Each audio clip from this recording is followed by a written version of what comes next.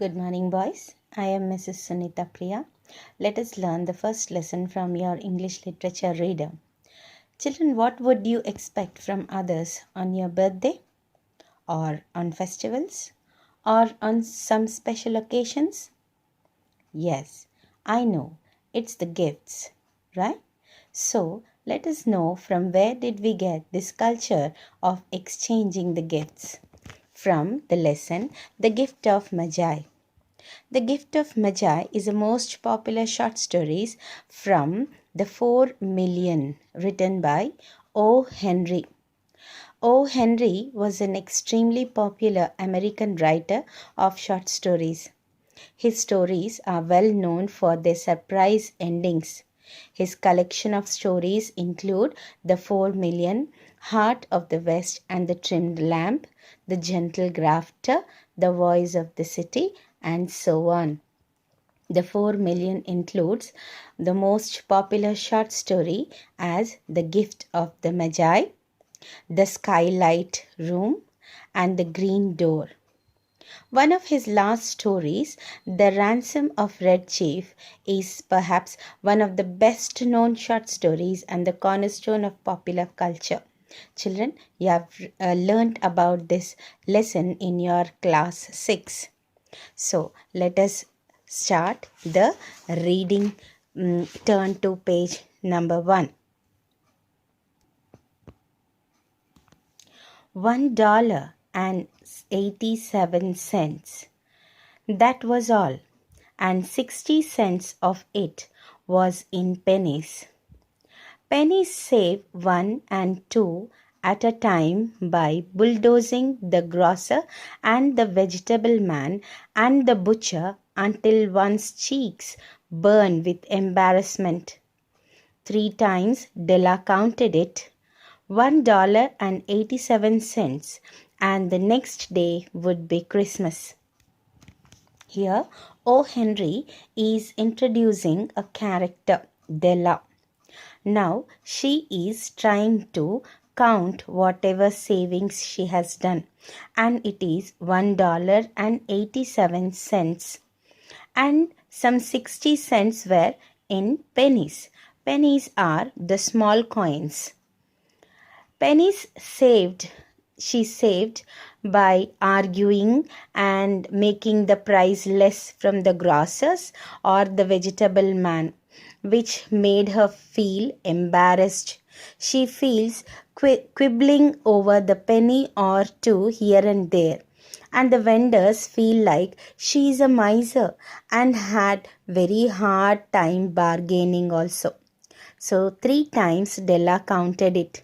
Still, it was $1.87, and the next day was Christmas. There was clearly nothing to do but flop down on the shabby little couch and howl. So Della did it. Which brings us to the moral reflection that life is made up of sobs, sniffles, and smiles, with sniffles predominating. The author clearly says that she was sad. Della was very sad, and she sat down on that shabby sofa. Couch means sofa, and she was crying very badly.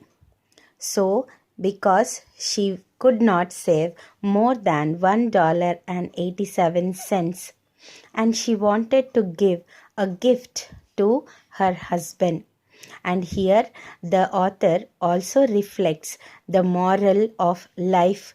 It is made up of tears and sniffles. Sniffles means sniff repeatedly while crying, and smiles also. But the sniffles predominate in our life. While the mistress of the home is gradually subsiding from the first stage to the second, take a look at the home. A furnished flat at $8 per week. It did not exactly beggar description, but it certainly required some renovation. In the vestibule below was a letterbox into which no letter would go, and an electric button from which no mortal finger could coax a ring. Also in a vestibule was a card bearing the name Mr. James Dillingham Young.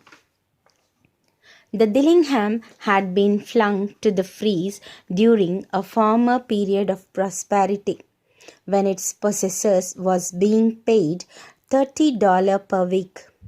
Now, when the income was shrunk to $20, though they were thinking seriously of contracting to a modest and unassuming D.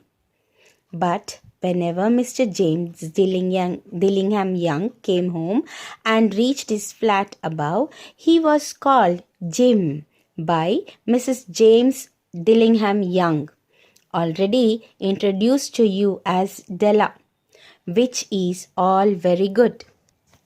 So their house description is given here. It is a very well furnished flat and it is for $8 per week. They were on rent, they have to pay the rent. And the author describes their flat as well furnished but needed some repairs, some renovations. There was a vestibule, entrance into the hall, vestibule means, and below that it had a letter box. And that letter box did not have a letter at all, and no letter would go into it because they did not get any letter. And there was an electric button also. No one would ring it. There was also a card near the vestibule which had a name Mr. James Dillingham Young. But because of the breeze it flung, and when he was being paid rupees $30, it was really very good. But now as the income is little less, has become less from $30 per week to $20 per week. Now because it has become less, only the letter D is on the card. They could not repair it. But the lady in the house, Della, used to call the man who entered into the home as Jim. He is Jim. James Dillingham Young is called by his wife as Jim, and his wife's name is Della. So here two characters are introduced, Della and Jim. Della finished her cry and attended to her cheeks with the powder rag. She stood by the window and looked out dully at a grey cat walking a grey fence in a grey backyard. Tomorrow would be Christmas Day, and she had only $1.87 with which to buy Jim a present. She had been saving every penny she could for months. But with this result, $20 a week doesn't go far. Expenses had been greater than she had calculated. They always are. Only $1.87 to buy a present for Jim. Her Jim. Many a happy hour she had spent planning for something nice for him, something fine and rare and sterling, something just a little bit near to be worthy of the honor of being owned by Jim. Della stopped crying and then she attended to her cheeks. That means she cleared her tears and put powder on her cheeks, and she stood near the window and she was looking at the dull grey cat which was walking near the grey fence in a grey backyard. And why do here the author say grey? Because it was a dull day and she was also very sad. Dull day. It was overcast with clouds. And she was thinking about tomorrow's Christmas Day. She was thinking about how much money she could save and each penny she could save for months. Only the result was $1.87.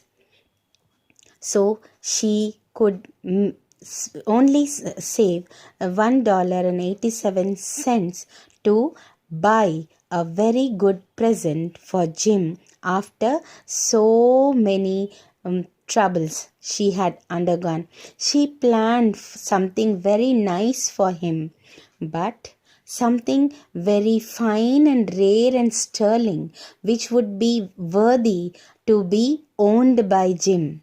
But she could only save $1.87.